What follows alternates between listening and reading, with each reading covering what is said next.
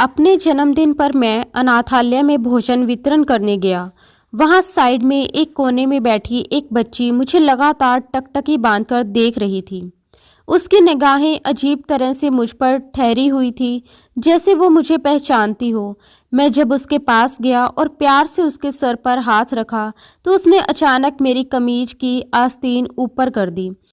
मेरे हाथ पर मौजूद जन्मजात निशान देखकर उसने कुछ ऐसा कहा कि मेरे रोंगटे खड़े हो गए।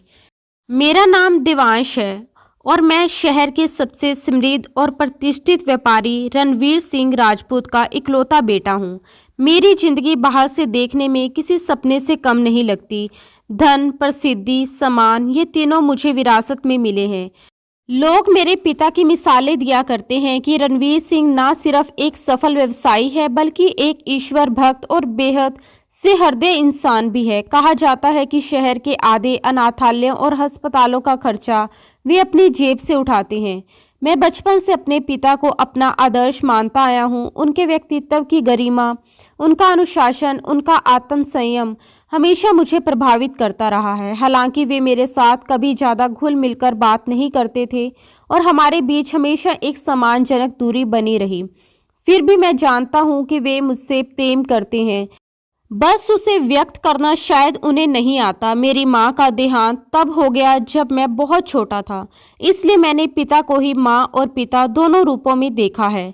उन्होंने दूसरी शादी नहीं की और अपना पूरा जीवन मेरी परवरिश और अपने कारोबार को समर्पित कर दिया।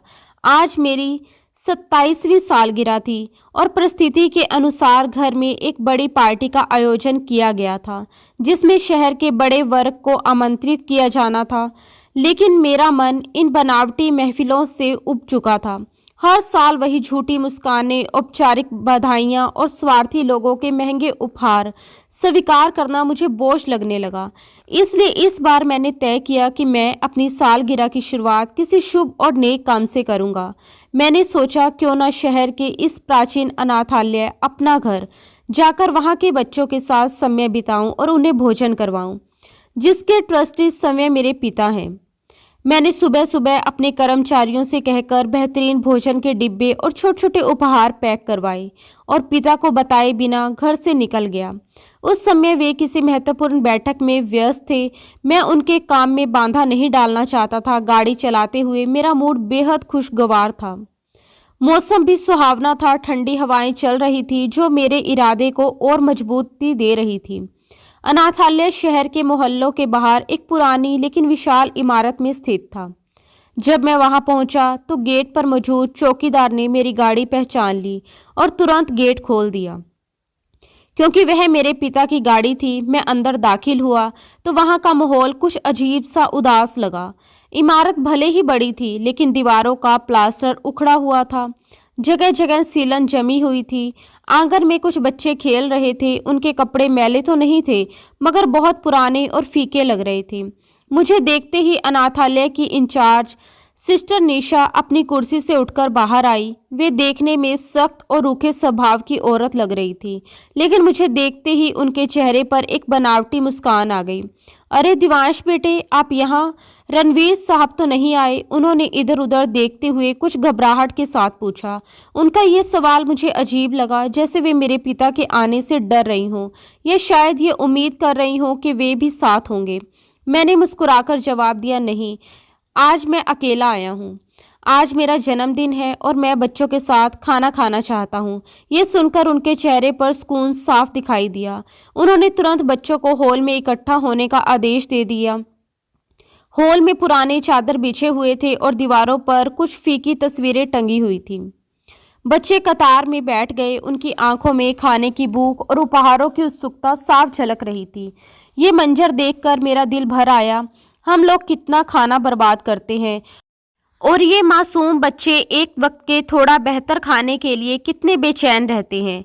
मैंने अपने हाथों से खाने के डिब्बे बांटना शुरू किए। हर बच्चा डिब्बा लेकर शुक्रिया अंकल कहता और खाने में लग जाता। सिस्टर निशा मेरे साथ साथ चल रही थी और लगातार मेरे और मेरे पिता की तारीफों के पुल बांध रही थी। रणवीर साहब तो देवता जैसे इंसान हैं। उन्होंने इस अनाथालय को सहारा दे रखा है, वरना ये कब का बंद हो चुका होता। उनकी ये चापलूसी मुझे खलने लगी। इसलिए मैंने उनसे कहा कि आप दफ्तर में बैठिए, मैं बच्चों के पास खुद जाऊंगा। वे कुछ हिचकिचाती हुई वहां से चली गई। मैं बच्चों के बीच घुल मिल गया, उनसे बातें की, उनके नाम पूछे। मुझे उस पल एक अजीब सा आध्यात्मिक सुकून महसूस हो रहा था, जैसे आज सच में मेरा जन्मदिन किसी नेक उद्देश्य से पूरा हो रहा हो। मन हल्का था और दिल में तसल्ली थी कि मैं इन मासूम बच्चों के चेहरे पर थोड़ी सी मुस्कान ला पाया हूँ। लेकिन इसी दौरान अचानक मेरी नज़र हॉल के बिल्कुल आखिरी कोने पर पड़ी। वहाँ एक मोटे से स्तंभ के पीछे एक बच्ची चुपचाप बैठी हुई थी। वो बाकी बच्चों से बिल्कुल अलग थलग थी, जैसे इस भीड़ का हिस्सा होकर भी उससे कोसों दूर हो। उसने खाने का डिब्बा तक नहीं लिया था। उसकी उम्र शायद 8 या 9 साल के आसपास की होगी।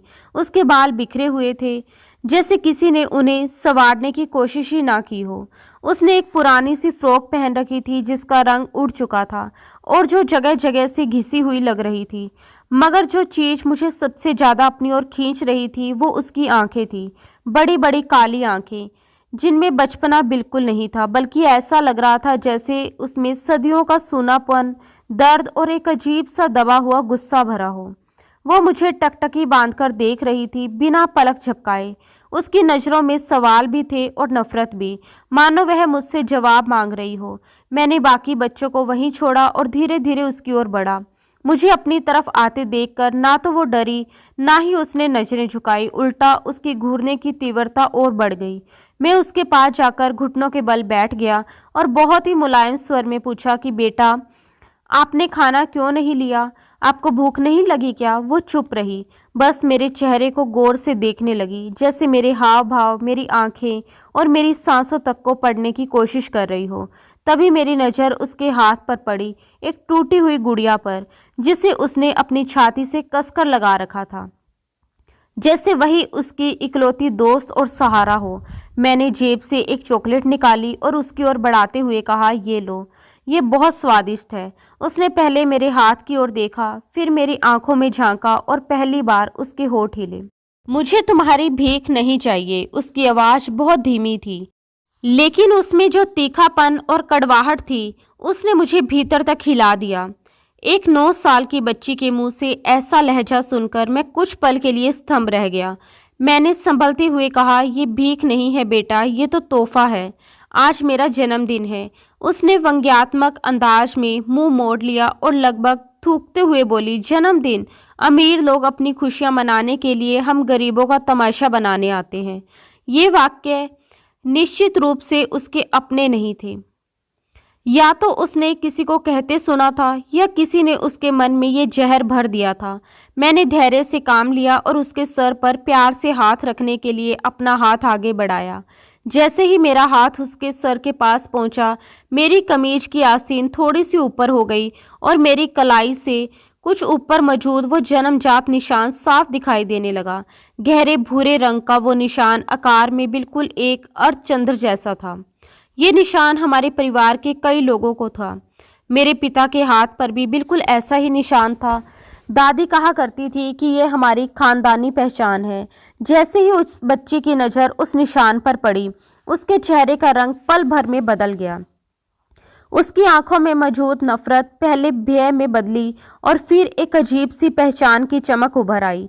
अगले ही क्षण उसने झपटकर मेरा हाथ पकड़ लिया। उसके हाथ बर्फ की तरह ठंडे थे। उसने तेजी से मेरी आस्तीन और ऊपर की ओर सरकाई और निशान को अपनी उंगलियों से छूने लगी। उसका स्पर्श अजीब था, जैसे वो यकीन करना चाहती हो कि यह निशान असली है या कोई भ्रम। मैंने हाथ पीछे खींचने की कोशिश की, लेकिन उसकी पकड़ हैरान कर देने वाली मजबूत थी। वह उस निशान को घूर रही थी। उसकी सांसें तेज होती जा रही थी। ये निशान, वो बड़बड़ाई, ये तो उसी का है। किसका? मैं उलझ गया। बेटा, ये मेरा जन्मजात निशान है, मैंने कहा। उसने सिर उठाकर मेरी आंखों में देखा। उस पल उसकी आंखों में आंसू तैर रहे थे। तुम झूठ बोल रहे हो, उसने कांपती हुई आवाज में कहा। ये निशान सिर्फ तुम्हारा नहीं है। फिर उसने लगभग फुसफुसाते हुए जोड़ा, ये निशान उस बड़े साहब का भी है जो रात के अंधेरे में यहाँ आते हैं। मेरा दिल जोर से धक से रह गया। अनाथालय में बड़े साहब का मतलब सिर्फ एक ही होता था, ट्रस्टी यानी मेरे पिता रणवीर सिंह राजपूत। लेकिन वो तो यहाँ सिर्फ सरकारी दौरों पर दिन के उजाले में आते थे। रात के अंधेरे में तुम किसकी बात कर रही हो? मैंने गंभीरता से पूछा। कौन आता है यहाँ रात को? बच्ची ने घबराकर इधर उधर देखा, जैसे उसे डर हो कि कोई सुन ना ले। फिर बहुत धीमी आवाज में बोली, वही आदमी जो खुद को गरीबों का मसीहा कहता है, जिसकी तस्वीर बाहर दफ्तर में लगी है। वो मेरी माँ के पास आता। मेरे रोंगटे खड़े हो गए। बाहर दफ्तर में सिर्फ मेरे पिता की तस्वीर थी। ये बच्ची क्या कह रही थी? क्या मेरे पिता सच में यहाँ आते हैं? अगर आते हैं तो क्यों? और उसकी माँ कौन है? तुम्हारी माँ कहाँ है? मैंने बेचैनी से पूछा।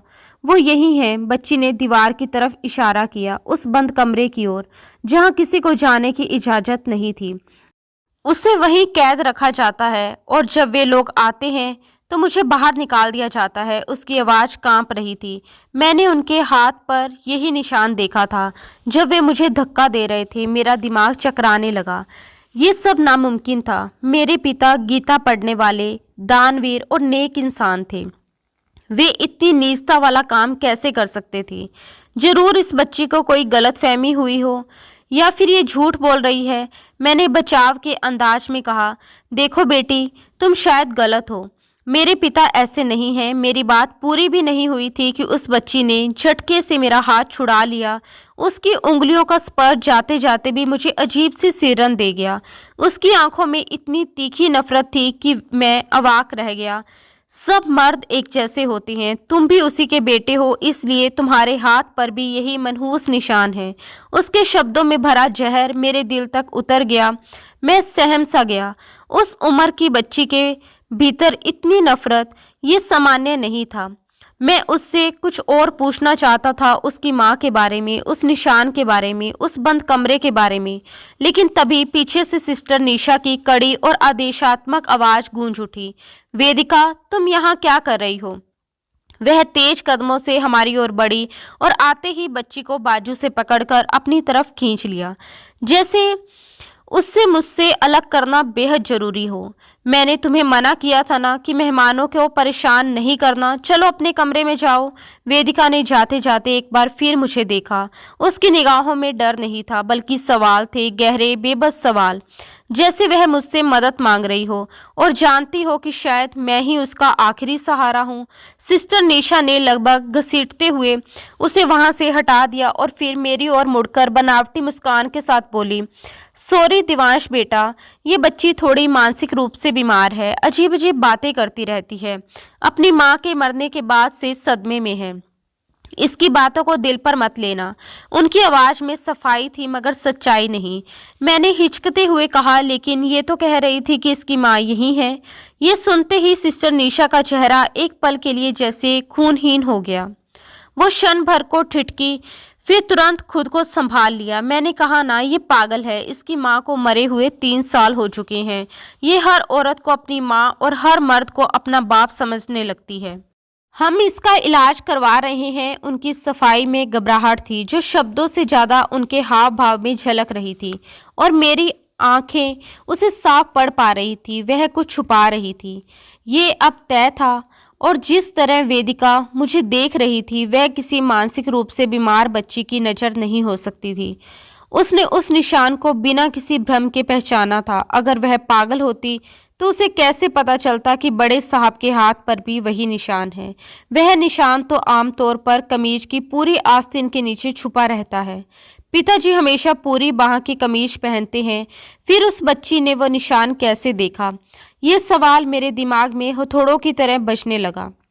शक और शंका के बादल मेरे मन पर गहराते चले गए। मैंने सिस्टर निशा से आगे बहस नहीं की, क्योंकि मैं जानता था कि अगर यहाँ कुछ गड़बड़ है तो वह मुझे सच कभी नहीं बताएगी। मैं वहाँ से निकल तो आया, मगर मेरा दिल उसी कोने में, उसी बच्ची की आंखों में अटका रह गया। गाड़ी में बैठते ही मेरे हाथ कांपने लगे। मैंने धीरे से अपनी आस्तीन ऊपर की और उस निशान को देखा, जिसे अब तक मैं अपनी खुशकिस्मती की निशानी समझता आया था।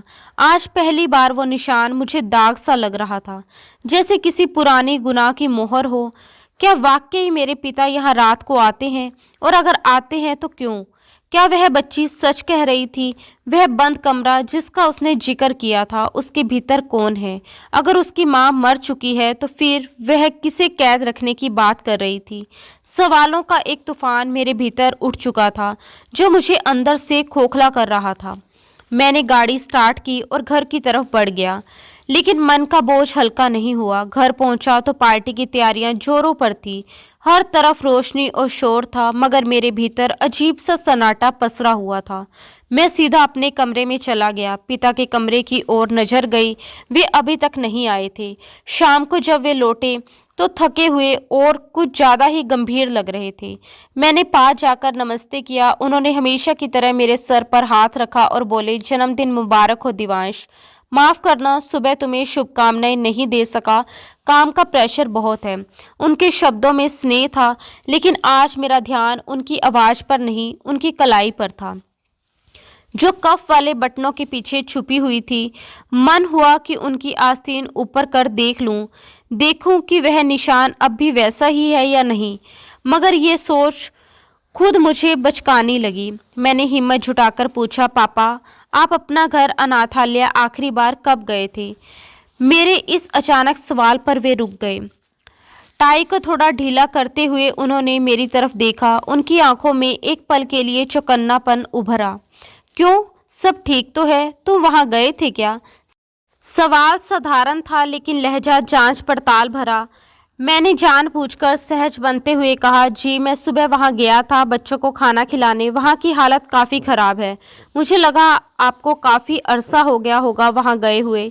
पिताजी ने गहरी सांस ली और कुर्सी पर बैठ गए। हाँ बेटा, तुम सही कह रहे हो। व्यवस्था इतनी बढ़ गई कि वहां जाने का समय ही नहीं मिलता।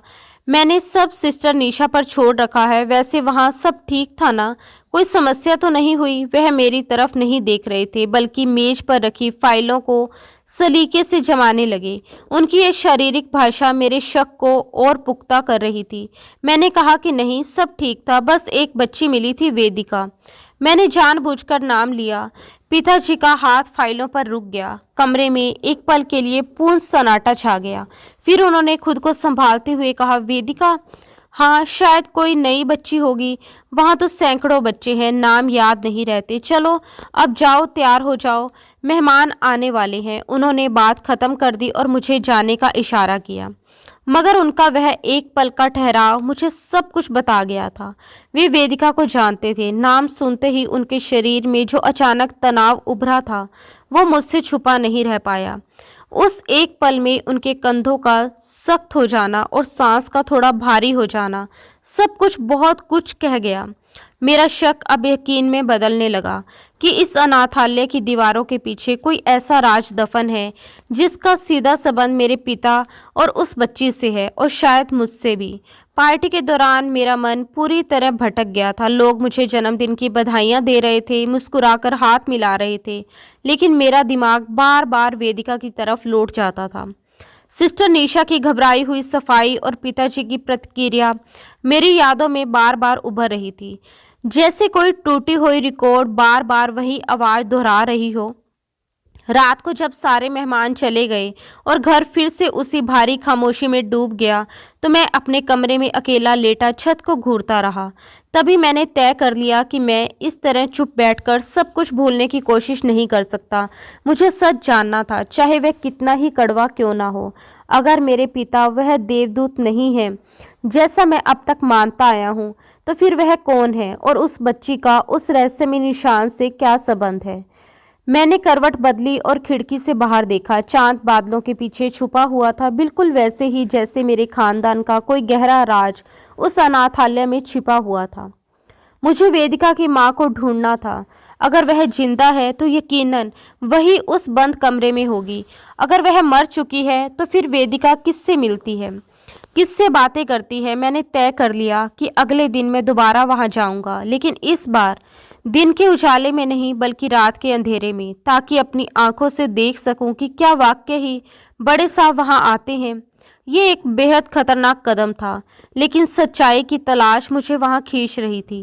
मुझे जरा भी अंदाजा नहीं था कि मैं किस दलदल में उतरने जा रहा हूं, और मेरे हाथ पर मौजूद ये निशान मुझे किस अंजाम तक ले जाएगा। मगर एक बात तय थी, आज की सालगिरह मेरी ज़िंदगी की आखिरी सुकून भरी सालगिरह थी, क्योंकि कल से मेरी ज़िंदगी में एक नया अध्याय खुलने वाला था, जिसका शीर्षक था धोखा। रात के शायद 2 बज रहे थे और मेरा आलीशान बेडरूम मुझे किसी कैद खाने जैसा लगने लगा था, जहां मुलायम गद्देदार बिस्तर पर लेटे हुए भी मुझे कांटे चुभते महसूस हो रहे थे। मेरी आंखों से नींद कोसों दूर थी और मन में बार बार वही तस्वीर उभर रही थी, छोटी सी वेदिका की वीरान आंखें और उसका वह वाक्य कि ये निशान तुम्हारे पिता के हाथ पर भी है, जो मेरे कानों में लगातार गूंज रहा था। मैंने बेचैनी में करवट बदली और खिड़की से बाहर देखा, जहां पूरा शहर खामोशी की चादर ओढ़े सो रहा था, मगर मेरे भीतर एक भयानक तूफान मचा हुआ था। मैं अपने पिता को जानता था, वे मेरे लिए हमेशा एक आदर्श रहे थे, एक ऐसे इंसान जिन्होंने मुझे माँ और पिता दोनों का प्यार दिया था। क्या वह सच में इतने बड़े पाखंडी हो सकते हैं? क्या वह अपनी ही संतान को अनाथालय की ठोकरें खाने के लिए छोड़ सकते हैं? मेरा दिल कह रहा था कि ये असंभव है, लेकिन मेरा दिमाग उस बच्ची के अड़िग विश्वास और सिस्टर निशा की घबराहट को नज़रअंदाज नहीं कर पा रहा था। मुझे चैन नहीं मिल रहा था और मैं जानता था कि जब तक मैं अपनी आंखों से सच्चाई नहीं देख लूँगा, मुझे सुकून नहीं मिलेगा। आखिरकार मैंने फैसला कर लिया कि मैं अभी इसी वक्त वहां जाऊंगा और इस रहस्य से पर्दा उठाऊंगा। मैं धीरे धीरे बिस्तर से उठा और कमरे से बाहर निकल आया। पूरा घर गहरी नींद और सन्नाटे में डूबा हुआ था। मैं दबे पांव सीढ़ियां उतरा और सीधे गैरेज की तरफ बढ़ा। मैंने अपनी गाड़ी की बजाय ड्राइवर की पुरानी मोटरसाइकिल की चाबी उठाई, जो गैरेज के एक कोने में लटकी रहती थी, क्योंकि गाड़ी की आवाज़ से चौकीदार जाग सकता था और मोटरसाइकिल को मैं खामोशी से गेट के बाहर तक धकेल सकता था। रात की ठंडी हवा मेरे चेहरे से टकरा रही थी, मगर मेरे जिस्म में एक अजीब सी तपिश दौड़ रही थी। मैंने मोटरसाइकिल को घर से कुछ दूर ले जाकर स्टार्ट किया और उसी रास्ते पर चल पड़ा जिस पर सुबह मैं एक प्रभावशाली व्यक्तित्व बनकर गया था, मगर अब मैं किसी भिखारी की तरह छुपते छुपाते जा रहा था। सड़कें पूरी तरह वीरान थी और स्ट्रीट लाइट की मध्यम रोशनी में पेड़ों की परछाइयां लंबी और डरावनी लग रही थी। लगभग आधे घंटे के बाद मैं अनाथालय की उस पुरानी इमारत के सामने खड़ा था। रात के अंधेरे में ये इमारत और भी ज्यादा जर्जर और उदास दिखाई दे रही थी। मैंने मोटरसाइकिल को एक सुनसान गली में छुपाया और पैदल दीवार के सहारे चलते हुए आगे बढ़ा। मुख्य गेट पर चौकीदार मौजूद था, इसलिए वहां से जाना जोखिम भरा था। तभी मुझे याद आया कि इमारत के पिछले हिस्से में दीवार का कुछ हिस्सा टूटा हुआ है, जहां सुबह मैंने कुछ आवारा कुत्तों को अंदर जाते हुए देखा था। मैं उसी दिशा में बढ़ा और दीवार के टूटे हुए हिस्से से बहुत सावधानी और डर के साथ अंदर प्रवेश कर गया। मेरे जूतों की हल्की सी आवाज़ सूखे पत्तों पर पड़ी तो मैं एकदम डरकर वहीं ठिठक गया। दिल जैसे गले में आकर अटक गया हो। मैंने चारों तरफ नजर दौड़ाई, मगर वहां कोई नहीं था। चारों ओर गहरा दबाने वाला सन्नाटा पसरा हुआ था। बस कहीं दूर किसी कुत्ते के भौंकने की आवाज़ आ रही थी, जो इस वीरानी को और डरावना बना रही थी। मैंने खुद को संभालते हुए एक लंबी सांस ली और इमारत के पिछले हिस्से की तरफ बढ़ गया, वहीं जहां वह बंद कमरा या वह अलग थलग हिस्सा था जिसकी ओर वेदिका ने इशारा किया था। ये हिस्सा मुख्य इमारत से थोड़ा हटकर था और यहाँ घास काफ़ी उगी हुई थी, जैसे बरसों से कोई यहाँ आया जाया ना हो। मैं दीवारों से चिपककर बिल्कुल एक साए की तरह आगे बढ़ रहा था। मेरे दिल की धड़कन इतनी तेज थी कि मुझे वो अपने कानों में साफ सुनाई दे रही थी। हर कदम के साथ डर और जिज्ञासा और गहराती जा रही थी। आखिरकार मैं एक ऐसे कमरे के पास पहुंचा जिसकी खिड़की से बहुत हल्की सी पीली रोशनी बाहर झलक रही थी। मेरा दिल बैठ सा गया।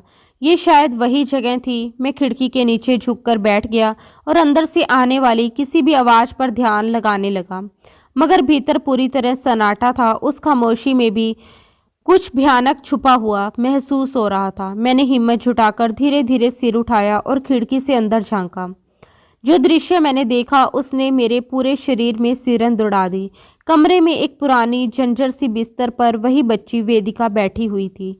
वह सो नहीं रही थी, घुटनों में सिर छुपाए बैठी थी, शायद रो रही थी या किसी अनकहे डर में डूबी हुई थी। उससे थोड़ी दूर पर दूसरे बिस्तर पर एक औरत लेटी हुई थी, जिसका चेहरा दूसरी तरफ था और वह शायद सो रही थी या बेहद कमजोर होकर पड़ी थी। कमरे की हालत बेहद खराब थी। दीवारों का प्लास्टर जगह जगह से उखड़ा हुआ था, नमी के निशान साफ दिखाई दे रहे थे और सामान के नाम पर सिर्फ 2 टूटे हुए पलंग और एक पुरानी सी मेज थी। यह दृश्य मेरे दिल को चीर गया। अगर ये सच में मेरे पिता की दूसरी पत्नी और उनकी बेटी थी, तो इन्हें इस हाल में इस तरह छुपाकर क्यों रखा गया था? मैंने बहुत धीरे से खिड़की के शीशे पर खटखटाया। वेदिका चौंक कर सीधी बैठ गई। उसने डरते हुए इधर उधर देखा। मैंने फिर से हल्की सी खटखटाहट की। वह सहमी हुई खिड़की के पास आई। उसकी आंखों में साफ भय था, लेकिन जैसे ही उसने मुझे पहचाना, उसके चेहरे पर आश्चर्य और राहत दोनों के भाव उभर आए। उसने जल्दी से खिड़की की कुंडी खोली, जो शायद पहले से ही टूटी हुई थी, और खिड़की खुल गई। उसने बहुत धीमी आवाज में कहा, तुम यहाँ क्या कर रहे हो? मैंने तुरंत अपनी उंगली होठों पर रखकर उसे चुप रहने का इशारा किया और फुसफुसाते हुए कहा, मुझे तुमसे बात करनी है वेदिका। मुझे सच जानना है। क्या मैं अंदर आ सकता हूँ? उसने सोई हुई औरत की तरफ एक नज़र डाली, फिर असमंजस में हल्का सा सिर हिला दिया। मैं सावधानी से खिड़की फांदकर अंदर आ गया।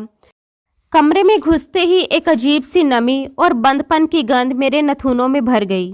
वेदिका मेरे सामने खड़ी थी। उसकी बड़ी बड़ी आंखों में अब भी वही सवाल तैर रहा था। तुम क्यों आए हो? उसने धीमी आवाज में पूछा। क्या बड़े मालिक ने तुम्हें भेजा है? मैं तुरंत उसके सामने घुटनों के बल बैठ गया, ताकि मेरी ऊंचाई उसके बराबर हो सके, और बहुत शांत स्वर में बोला, नहीं वेदिका, मुझे किसी ने नहीं भेजा, मैं खुद आया हूँ। मुझे बताओ, तुमने सुबह जो कहा था, क्या वो सच है?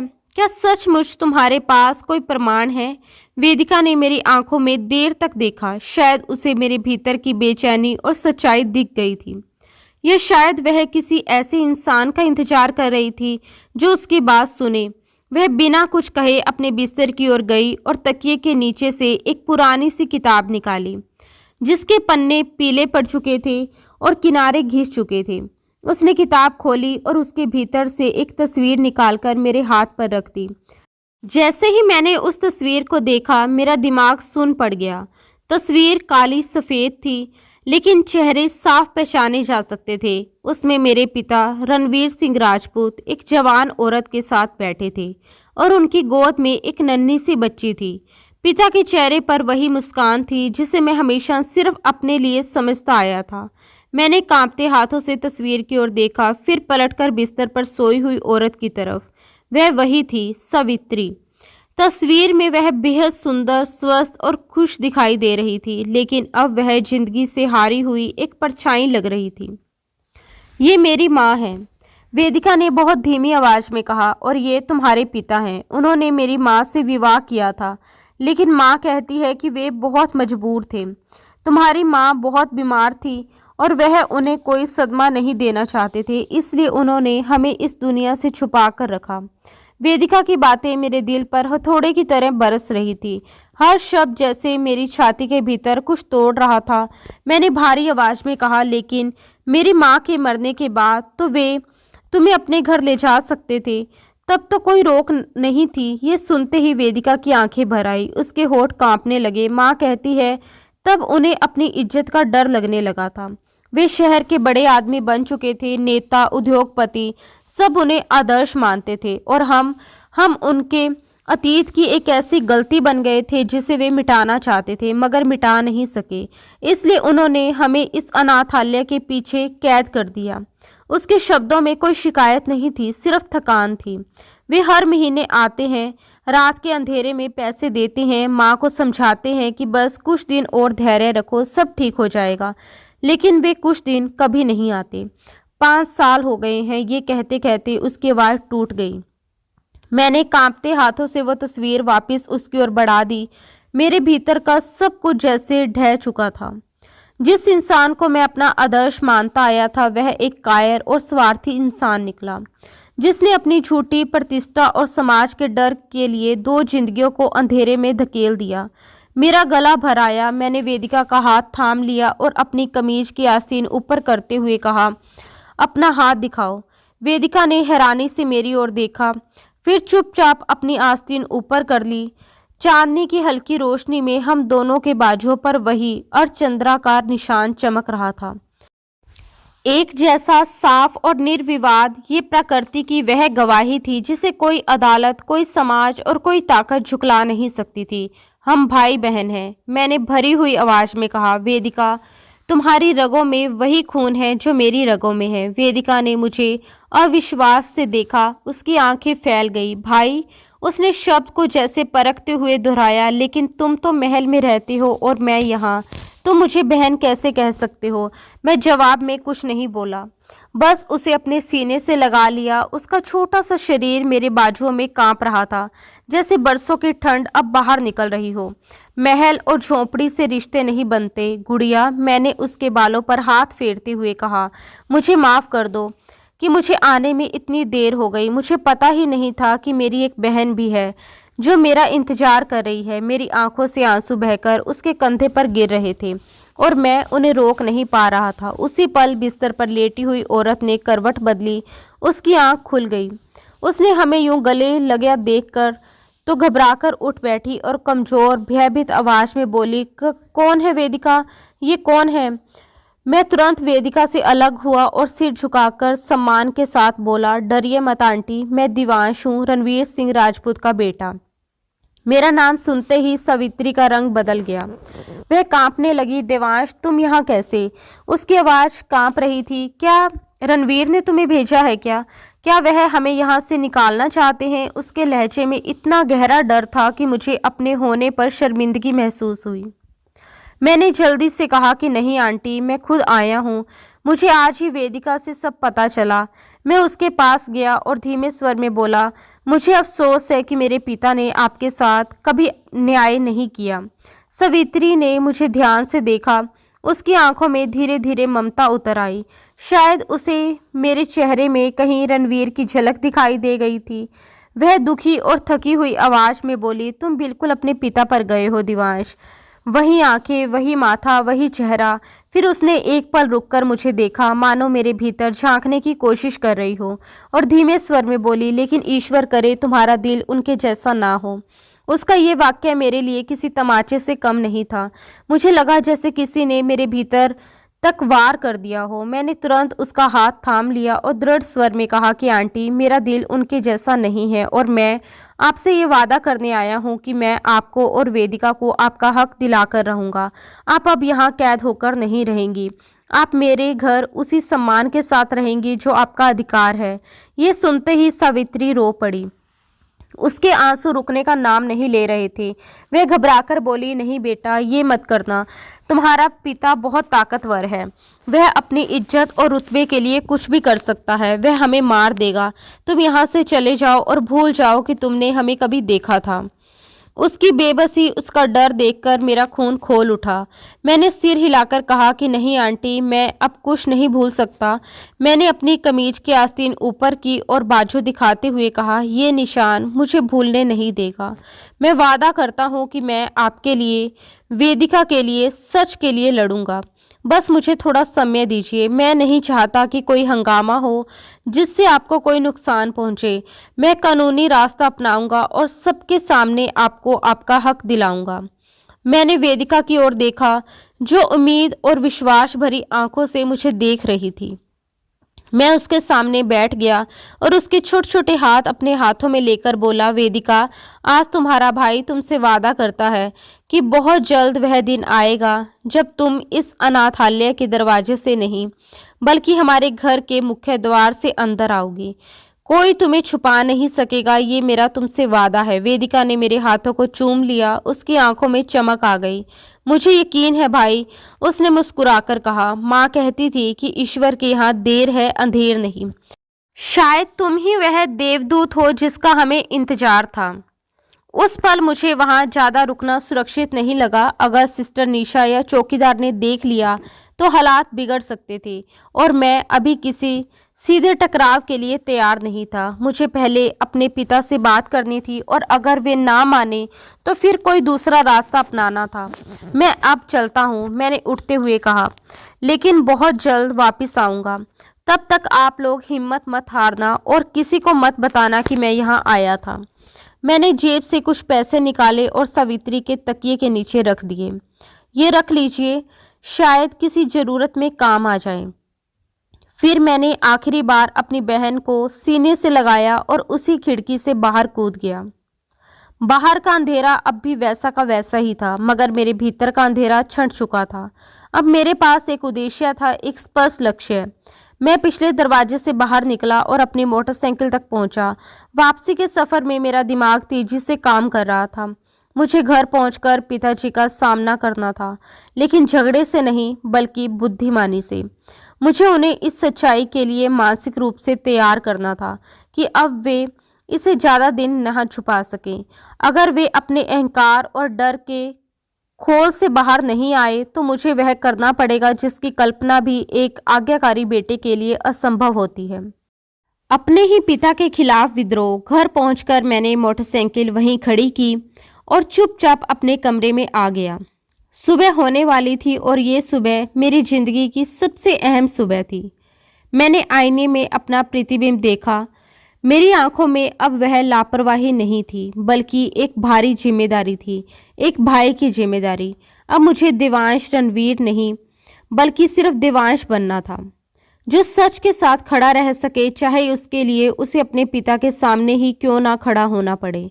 मैं कुर्सी पर बैठ गया और उस पल का इंतजार करने लगा जब पिताजी जागेंगे और मैं उनसे वो सवाल करूंगा जो 25 सालों से उनका इंतजार कर रहा था। मगर मुझे नहीं पता था कि अगली सुबह जो होने वाला है वह मेरी सारी कल्पनाओं से कहीं ज़्यादा कठिन और भावनात्मक होगा, क्योंकि रणवीर सिंह राजपूत इतनी आसानी से अपनी हार स्वीकार करने वाले इंसान नहीं थे। सुबह का सूरज पूरी चमक के साथ उग चुका था और उसकी किरणें भोजन कक्ष की बड़ी बड़ी खिड़कियों से छुनकर अंदर आ रही थी, मगर मेरे भीतर का अंधेरा अभी पूरी तरह नहीं छूटा था। मैं भोजन के मेज के सिरे पर बैठा अपने पिता रणवीर सिंह राजपूत का इंतजार कर रहा था। नौकर नाश्ता लगाकर जा चुके थे, लेकिन मेरे गले से पानी का एक घुट भी नीचे नहीं उतर रहा था।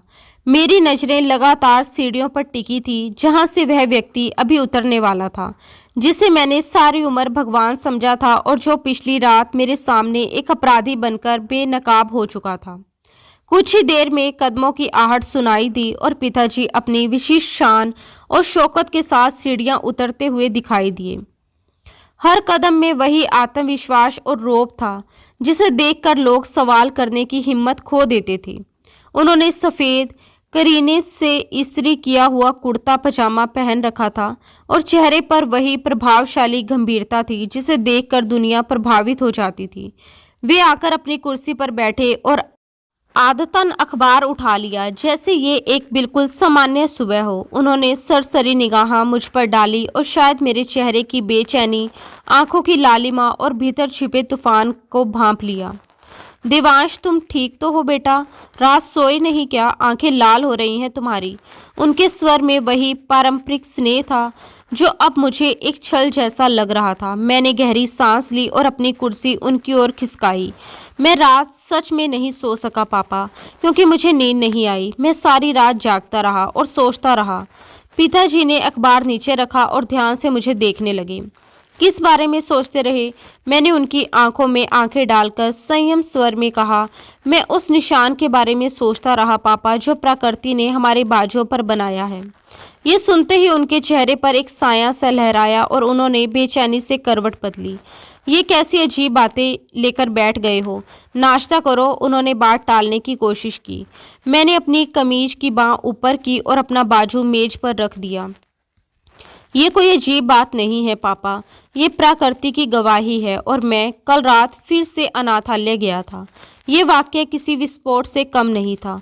पिताजी के हाथ से अखबार छूटकर मेज पर गिर पड़ा और उनका रंग फीका पड़ गया। तुम वहाँ गए थे रात को? उनकी आवाज़ कांप गई। हाँ पापा, मैं वहाँ गया था और मैंने वह बंद कमरा देखा। मैंने सावित्री आंटी को देखा, मैंने वेदिका को देखा। मैंने एक एक शब्द चबाकर कहा। मैंने वो तस्वीरें भी देखी जिसे आपने जलाने की कोशिश की थी, मगर एक माँ ने अपनी बेटी के लिए बचा ली। कमरे में मृत्यु सा सन्नाटा छा गया।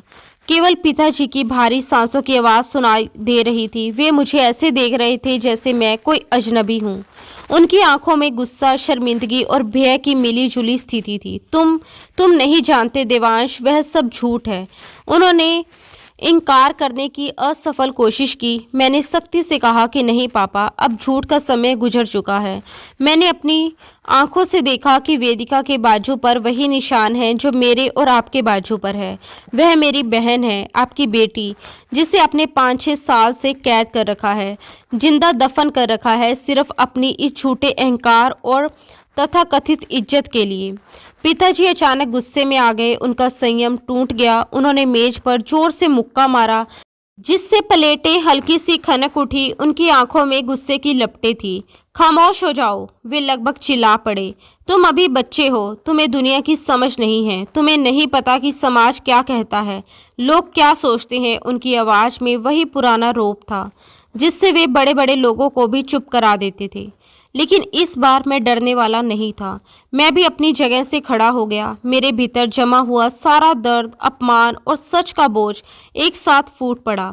भाड़ में जाए ऐसा समाज पापा, मैंने ऊंचे मगर कांपते स्वर में कहा, जो एक बाप को अपनी बेटी से मिलने से रोके।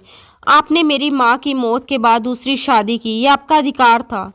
किसी को आपसे ये हक छीनने का अधिकार नहीं था। लेकिन इस शादी को छुपाना, एक औरत को अंधेरे में रखना और अपनी औलाद को अनाथालय में फेंक देना, यह कौन सी दुनियादारी है। आप मंचों से भाषण देते हैं, अनाथ बच्चों के सर पर हाथ रखते हैं, दान पुण्य करते हैं और दूसरी तरफ अपनी सगी बेटी को पिता के साए से वंचित रखते हैं।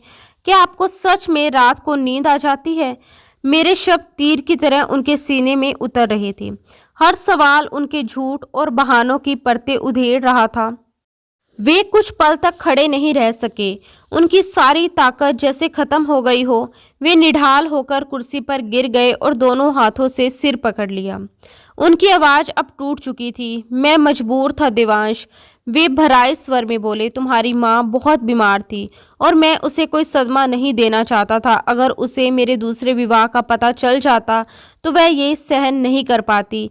फिर वह मर गई और उसके बाद मैं और डर गया। अगर लोगों को पता चल जाता मैंने गुप्त विवाह किया तो बातें बनती, अखबार छपते, मेरा कारोबार, मेरी प्रतिष्ठा सब मिट्टी में मिल जाता। मैंने सोचा था कुछ समय छुपा कर रखूंगा, हालात ठीक होते ही सबको बता दूंगा। लेकिन समय बीतता गया और मैं अपनी ही बनाई दलदल में धंसता चला गया। वे रो रहे थे। मेरे सामने वह आदमी जिसे मैंने हमेशा अडिग, ताकतवर और आदर्श माना था, आज एक कमजोर और डरे हुए इंसान की तरह टूट चुका था। लेकिन उनके आंसुओं ने मेरे भीतर कोई करुणा नहीं जगाई। मेरे दिल में सिर्फ वेदिका की आंखें और सावित्री की खामोश पीड़ा थी। मैंने दृढ़ आवाज में कहा, समय नहीं बीता पापा, आपने समय को गुजारा है। आप अपनी इज्जत बचाते बचाते अपना जमीर मार बैठे। आपने अपनी बेटी का बचपन छीन लिया, एक औरत की जिंदगी कैद कर दी। लेकिन अब और नहीं, आज फैसला होगा। पिताजी ने धीरे धीरे सिर उठाकर मेरी ओर देखा। उनकी आंखों में डर था, सवाल था और शायद हार भी। क्या फैसला? उन्होंने थकी हुई आवाज में पूछा। मैं एक कदम आगे बढ़ा, उनकी आंखों में सीधे देखते हुए बिना किसी हिचक के बोला, आप अभी इसी वक्त मेरे साथ चलेंगे अपनी गाड़ी में, दिन के उजाले में, और सावित्री आंटी और वेदिका को सम्मान के साथ इस घर में लाएंगे। पिताजी घबरा गए। उनके चेहरे पर अचानक खिंचाव आ गया, जैसे कोई छुपा हुआ डर बाहर निकल आया हो। ये नामुमकिन है देवांश, लोग क्या कहेंगे, मीडिया क्या कहेगा, मैं बर्बाद हो जाऊंगा। उनकी आवाज में हुकूमत नहीं, डर था। वही डर जो बरसों से उनकी मोहब्बत पर भारी पड़ता आया था। उनका डर अब भी उनकी मोहब्बत पर हावी था। ये देखकर मुझे अफसोस हुआ, लेकिन साथ ही ये भी समझ आ गया कि अगर आज नहीं बोला तो फिर कभी नहीं बोल पाऊंगा। मैंने गहरी सांस ली और अपना आखिरी पत्ता खेला। ठीक है पापा, अगर आपको अपनी इज्जत इतनी प्यारी है तो फिर सुन लीजिए, मैं इस घर में नहीं रहूंगा। ये शब्द जैसे कमरे में गूंज गए। ये धमकी काम कर गई। पिताजी के चेहरे पर हवाइयां उड़ने लगी।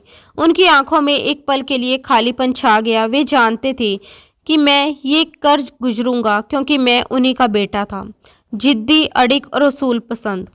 नहीं देवांश, तुम ऐसा नहीं कर सकते। तुम अपने बाप को रुसवा नहीं करोगे।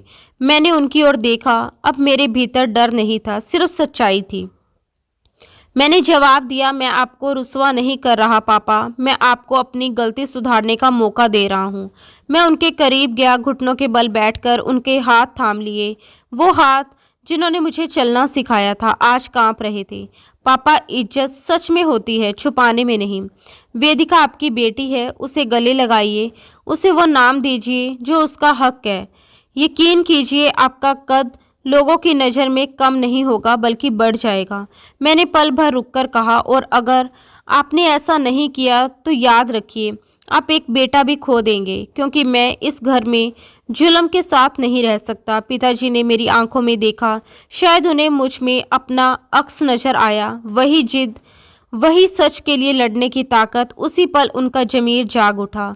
उन्होंने मेरे हाथ थाम लिए और उनकी आंखों से आंसू बहने लगे। तुम जीत गए देवांश, तुम जीत गए। शायद मैं वाकई ही भटक गया था। दौलत और इज्जत की हवस ने मुझे अंधा कर दिया था। मैंने अपनी फूल जैसी बेटी को कांटों पर सुलाया। मैं गुनहगार हूँ। वे फूट फूट कर रो पड़े। वर्षों का अहंकार, डर और अपराध बोध एक साथ बह निकला। मैंने उन्हें गले लगा लिया और कुछ देर उन्हें रोने दिया, ताकि उनके अंदर का जहर आंसुओं के रास्ते बह जाए। फिर मैंने उन्हें सहारा देकर उठाया और कहा कि चलिए पापा, देर मत कीजिए, वेदिका इंतजार कर रही है। पिताजी ने अपने आंसू पोंछे और सिर हिलाया। चलो, मैं अब और देर नहीं करूंगा। हम दोनों घर से निकले। पोर्च में गाड़ी खड़ी थी। ड्राइवर ने दरवाजा खोला, लेकिन पिताजी ने उसे इशारे से रोक दिया। उन्होंने कहा कि आज मैं गाड़ी खुद चलाऊंगा। हम दोनों गाड़ी में बैठे और अपना घर अनाथालय की ओर रवाना हो गए। रास्ता वही था, लेकिन मंजिल बदल चुकी थी। आज हम छुपकर नहीं बल्कि सीना तान कर जा रहे थे। जब हम अनाथालय के गेट पर पहुंचे तो वहां मौजूद पहरेदार गाड़ी देखकर हैरान रह गया, क्योंकि उस समय रणवीर साहब का आना सामान्य बात नहीं था। गेट खुला और गाड़ी अंदर चली गई। सिस्टर निशा दफ्तर से बाहर दौड़ती हुई आई। उनके चेहरे पर वही घबराहट थी जो कल दिन में थी। उन्होंने चापलूसी भरे स्वर में पूछा, रणवीर साहब, सब ठीक तो है? आप इस समय पिताजी गाड़ी से उतरे। उनका अंदाज बदला हुआ था। उनके कंधे झुके हुए नहीं थे, बल्कि उनमें एक नई ताकत थी। उन्होंने कठोर आवाज में कहा, सिस्टर निशा, सवित्री और वेदिका को बुलाओ, उनका सामान पैक करवाओ, वे हमारे साथ घर जा रही हैं। उनकी सख्त आवाज सुनकर सिस्टर निशा सुन रह गई। जी, घर? उन्होंने हकलाते हुए कहा। मैंने कहा, बुलाओ उन्हें। पिताजी ने इतनी जोर से डांटा कि सिस्टर निशा कांप गई। और सुन लो, आज के बाद इस अनाथालय में कोई भी अव्यवस्था बर्दाश्त नहीं होगी। मैं खुद इसका हिसाब किताब जान चुका। ये सुनते ही सिस्टर निशा तेजी से अंदर भागी। मैं और पापा आंगन में खड़े रहे। कुछ ही मिनटों बाद वह पल आ गया जिसका मुझे बेसब्री से इंतजार था। सवित्री आंटी और वेदिका बरामदे में दिखाई दी। सवित्री आंटी ने एक साधारण सी चादर ओढ़ रखी थी और वेदिका ने वही पुरानी फ्रॉक पहन रखी थी, लेकिन उसके हाथ में उसकी वही टूटी हुई गुड़िया थी। वेदिका ने हमें देखा तो डरकर अपनी माँ के पीछे छुप गई। उसे विश्वास नहीं हो रहा था कि बड़े साहब आज उसे लेने आए हैं। पिताजी धीरे धीरे चलते हुए उनके पास पहुंचे। हर कदम जैसे उनके भीतर के बोझ को जमीन पर रख रहा था। सवित्री आंटी सिर झुकाए खड़ी थी। उनकी आंखों से लगातार आंसू बह रहे थे, लेकिन वह उन्हें पोंछने की कोशिश भी नहीं कर रही थी, मानो अब कोई डर, कोई झिझक बाकी नहीं बची हो। पिताजी वेदिका के सामने आकर रुक गए। फिर अचानक बिना किसी झिझक के वे उसके सामने घुटनों के बल बैठ गए। ये वही इंसान था जिसके आगे लोग खड़े होने से घबराते थे, लेकिन आज वह अपनी ही बेटी के सामने झुका हुआ था। उन्होंने अपने हाथ फैला दिए। वेदिका, मेरी बेटी, मेरे पास आओ। उनकी आवाज में इतना दर्द, पछतावा और प्रेम घुला हुआ था कि वहां खड़ा हर इंसान सहर उठा। वेदिका पहले तो ठिठकी। उसका छोटा सा दिल शायद अभी भी डर और विश्वास के बीच झूल रहा था।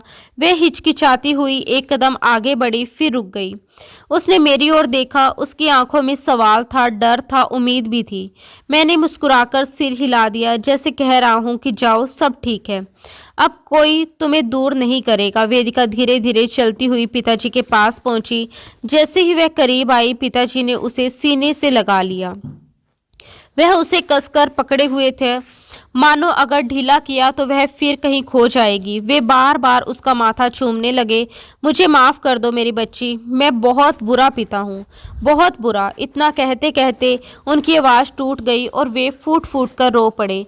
उनके मजबूत कंधे हिल रहे थे। वेदिका ने अपने नन्हे हाथों से उनके आंसू पोंछे। नहीं बाबा, आप बुरे नहीं हैं, आप आ गए ना, माँ कहती थी आप आएंगे। उस मासूम वाक्य ने पिताजी को और रुला दिया, जैसे बरसों का अपराध एक पल में उनके सीने पर आ गिरा हो। उन्होंने वेदिका को और कसकर पकड़ लिया, जैसे अब दुनिया की कोई ताकत उसे उनसे अलग नहीं कर सकी। फिर वे खड़े हुए और सवित्री आंटी के सामने आकर हाथ जोड़ दिए। उनके चेहरे पर कोई अहंकार नहीं था, सिर्फ शर्मिंदगी, पश्चाताप था। सवित्री, मैं शर्मिंदा हूँ, मैं तुम्हारा अपराधी हूँ, क्या तुम मुझे माफ़ कर सकोगी? सवित्री आंटी की आंखें भर आई। वे खुद को संभाल नहीं पाई और रो पड़ी। रणवीर साहब, आपने देर कर दी, बहुत देर कर दी, लेकिन आपने अपनी संतान को स्वीकार कर लिया, मेरे लिए यही काफ़ी है। उन शब्दों में शिकायत कम और सुकून ज़्यादा था। पिताजी ने वेदिका को गोद में उठाया और सवित्री आंटी का हाथ थाम लिया। चलो अपने घर चलो। यह दृश्य देखकर मेरी आंखें भी नम हो गई। अनाथालय का स्टाफ और बाकी बच्चे हैरानी से ये सब देख रहे थे। किसी को समझ नहीं आ रहा था कि अभी जो हो रहा है वह हकीकत है या किसी कहानी का हिस्सा, लेकिन किसी में बोलने की हिम्मत नहीं थी। हम गाड़ी में बैठे। वेदिका मेरी गोद में बैठी थी और सवित्री आंटी पिछली सीट पर थी। पिताजी गाड़ी चला रहे थे और बार बार शीशे में देखकर वेदिका को देख रहे थे, जैसे उन्हें खुद भी यकीन नहीं हो रहा हो ये सपना नहीं हकीकत है। घर का सफ़र खामोशी में कटा, मगर ये खामोशी भारी नहीं थी, ये बहुत ही शांत और सुकून भरी थी। जब हम घर पहुंचे तो कर्मचारी हैरान रह गए कि साहब के साथ ये कौन लोग हैं। पिताजी ने सबको हॉल में जमा किया और वेदिका का हाथ पकड़कर सबके सामने खड़े हो गए। सुनो सब लोग, ये सवित्री मैडम है मेरी पत्नी, और ये वेदिका है मेरी बेटी और इस घर की छोटी मालकिन। आज से इनका हुक्म भी वही होगा जो मेरा है। कर्मचारियों ने सिर झुकाकर आज्ञाकारिता प्रकट की। मैंने देखा कि वेदिका हैरानी से उस आलीशान घर को देख रही थी। मुलायम कालीन, बड़े बड़े सोफे, चमकते झूमर, ये सब उसके लिए किसी परियों की कहानी जैसा था। मैं उसके पास गया और उसका हाथ थामा। आओ गुड़िया, मैं तुम्हें तुम्हारा कमरा दिखाऊं। मैं उसे ऊपर ले गया। मैंने उसके लिए वही कमरा तैयार करवाया था जो मेरे कमरे के साथ था और जिसे मैंने रातों रात कर्मचारियों से सजवा दिया था। वेदिका कमरे में दाखिल हुई तो उसकी आंखें चमक उठी। वहाँ ढेर सारे खिलौने, नए कपड़े और नए नरम बिस्तर थे। वह भागकर बिस्तर पर चढ़ी और उछलने लगी। उसकी हंसी की आवाज़ से पूरा घर गूंज उठा। यह वही आवाज़ थी जिसकी इस सुने महल को बरसों से तलाश थी। सवित्री आंटी दरवाजे पर खड़ी रो रही थी, लेकिन ये खुशी के आंसू थे। शाम को पिताजी ने एक प्रेस कॉन्फ्रेंस बुलाई। ये फैसला अचानक नहीं था, बल्कि जैसे उन्होंने भीतर ही भीतर खुद से एक लंबी लड़ाई लड़ ली हो। मैंने उन्हें मना भी किया, कहा कि अभी सब बहुत नाजुक है, वेदिका और सवित्री आंटी को थोड़ा समय दीजिए। समाज को हर बात का जवाब देना जरूरी नहीं होता, लेकिन वे अड़े हुए थे। उनके चेहरे पर अब डर नहीं, एक अजीब सा सुकून और आत्मविश्वास था, जैसे सच बोल देने के बाद इंसान हल्का हो जाता है। उन्होंने मीडिया के सामने खड़े होकर बिना किसी लाग लपेट के स्वीकार किया कि उन्होंने अपनी दूसरी शादी छुपाई थी। उन्होंने कहा कि ये छुपाना उनकी सबसे बड़ी भूल थी। डर, इज्जत और झूठी सामाजिक मर्यादा ने उन्हें एक पति और एक पिता होने से दूर कर दिया था। लेकिन अब वे किसी से नहीं छुपेगी। अब वे गर्व से अपने परिवार को अपना रहे हैं। कैमरों की फ्लैश लगातार चमक रही थी। सवालों की बौछार थी। कोई पूछ रहा था कि इतने सालों तक ये सब क्यों छुपाया। कोई इसे इमेज मैनेजमेंट बता रहा था। दुनिया ने बातें बनाई, कुछ ने आलोचना की, कुछ ने सराहना की, कुछ ने तो इसे कमजोरी कहा, कुछ ने इसे हिम्मत। लेकिन पिताजी को अब कोई परवाह नहीं थी, क्योंकि उन्हें वह सुकून मिल गया था जो वर्षों से नहीं था। ऐसा सुकून जो बड़े बड़े सौदों और करोड़ों की कमाई से भी कभी नहीं मिला। रात के खाने की मेज पर हम सब साथ बैठे थे, एक लंबी मेज जो बरसों से सिर्फ औपचारिकता निभाती आई थी, आज सच में परिवार की मेज लग रही थी। वेदिका पिताजी की गोद में बैठी थी और अपने नन्हे हाथों से उन्हें खाना खिला रही थी। कभी निवाला गिर जाता, कभी हंसी छूट जाती और पिताजी ऐसे खुश थे जैसे उन्हें दुनिया का सबसे बड़ा खजाना मिल गया हो। मैं उन सबको देख रहा था और जाने कब मेरे होठों पर मुस्कान आ गई।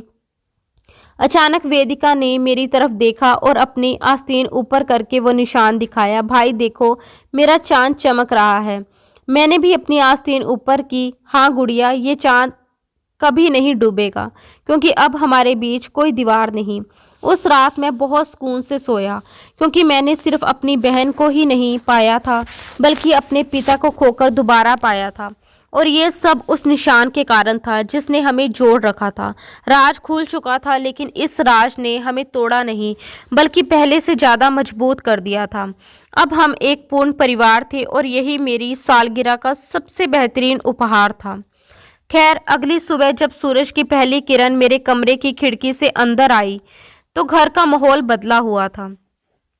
बरसों से जिस घर में एक अजीब सी भारी चुप्पी छाई रहती थी, आज वहां परिंदों की चहचहाट के साथ किसी के गुनगुनाने की आवाज आ रही थी। मैंने बाहर आकर देखा तो सावित्री आंटी, अब जिन्हें मैं छोटी माँ कहने की कोशिश कर रहा था, रसोई में थी और पिताजी अखबार छोड़कर वेदिका को बाग में झूला झुला रहे थे। उनकी हंसी की आवाज हॉल तक आ रही थी।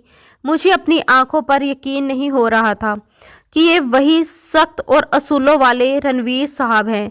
हालांकि घर के अंदर सब ठीक था लेकिन समाज और कारोबार की दुनिया इतनी आसान नहीं थी। प्रेस कॉन्फ्रेंस के बाद शहर में तरह तरह की चर्चाएं शुरू हो गई थी। पिताजी के कुछ व्यापारी सहयोगियों ने उनसे दूरी बनानी शुरू कर दी थी। एक शाम जब पिताजी दफ्तर से लौटे तो उनके चेहरे पर हल्की सी चिंता साफ झलक रही थी। वह चिंता वैसी नहीं थी जैसी पहले हुआ करती थी। अब उसमें डर कम और जिम्मेदारी ज़्यादा थी। मैंने उनके पास जाकर पूछा, क्या हुआ पापा? क्या लोग अब भी बातें कर रहे हैं? उन्होंने एक गहरी सांस ली, मानो दिल भर का बोझ उसी सांस में बाहर निकाल रहे हों। फिर मेरा हाथ थामकर बोले, दिवांश, कुछ बड़े कॉन्ट्रैक्ट्स हाथ से निकल गए हैं। लोग कह रहे हैं कि जिस इंसान ने अपने परिवार को अंधेरे में रखा उस पर भरोसा कैसे करें। वे एक पल रुके, फिर हल्की मुस्कान के साथ बोले, लेकिन जानते हो सबसे अजीब बात क्या है? मुझे इसका जरा भी दुख नहीं है। जब मैं घर आता हूँ और वेदिका दौड़कर मेरे गले लग जाती है तो करोड़ों का नुकसान भी मामूली लगता है।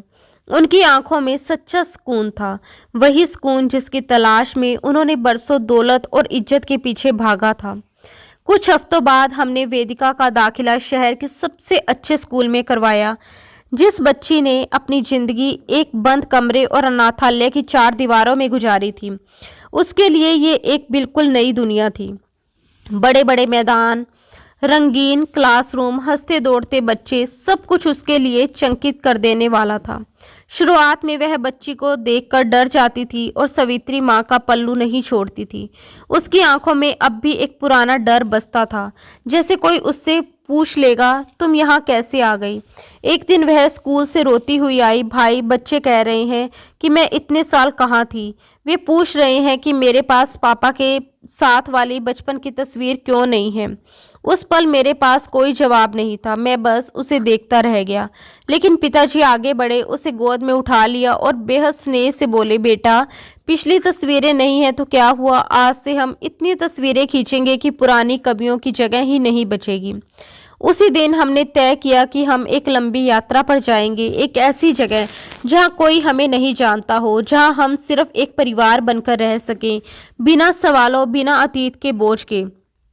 पिताजी ने अपने जीवन का एक बड़ा हिस्सा अब अपना घर, अनाथालय और उसके जैसे अन्य संस्थाओं के सुधार में लगा दिया। उन्होंने सिस्टर निशा जैसे भ्रष्ट लोगों को हटाकर वहां पारदर्शी व्यवस्था लागू की। अब वे केवल अनाथों के सिर पर हाथ नहीं रखते थे बल्कि उनके भविष्य की जिम्मेदारी भी उठाते थे, पढ़ाई, इलाज और सम्मान के साथ जीने का हक। समय बीतता गया, वेदिका अब धीरे धीरे उस सदमे से बाहर आ रही थी। सावित्री माँ ने भी अपने आत्मसम्मान को फिर से पा लिया था। उन्होंने घर को अपनी ममता से स्वर्ग बना दिया था। 2 साल बाद मेरी ग्रेजुएशन की डिग्री मिलने की खुशी में घर पर एक छोटी सी पार्टी रखी गई। पिताजी मंच पर खड़े हुए और बोले, आज मेरा बेटा ग्रेजुएट हो गया है, लेकिन असल में शिक्षक वह है और छात्र मैं। अगर उस दिन देवांश ने अपनी कमीज की बाह ऊपर करके मुझे वह निशान ना दिखाया होता तो आज मैं अपनी इज्जत की लाश ढो रहा होता। मेरे पास दौलत होती, नाम होता, लेकिन परिवार नहीं होता। आज मैं जो भी सम्मान पा रहा हूँ वह मेरी सच्चाई की वजह से है, दिखावे की वजह से नहीं। पार्टी के अंत में हम तीनों, मैं, पापा और वेदिका एक साथ खड़े थे। वेदिका ने हम दोनों के हाथ जोड़कर हवा में उठा दिए।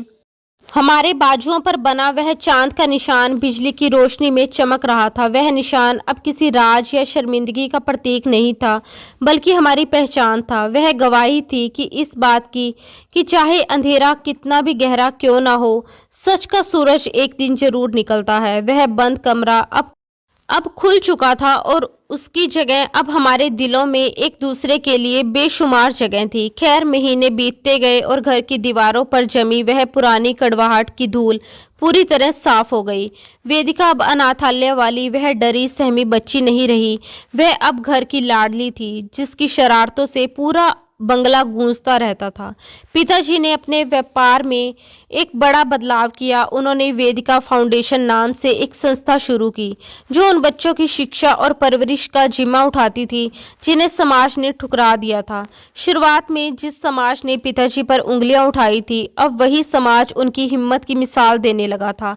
लोग समझने लगे थे कि अपनी गलती को स्वीकार कर लेना कायरता नहीं, बल्कि सबसे बड़ी बहादुरी है। जो लोग कभी दूरी बना रहे थे, वे अब उनके पास सलाह लेने आने लगे। एक शाम सवित्री माँ ने पुराने संदूक से एक अधजली तस्वीर निकाली। ये वही तस्वीर थी जिसे पिताजी ने सालों पहले मिटाने की कोशिश की थी।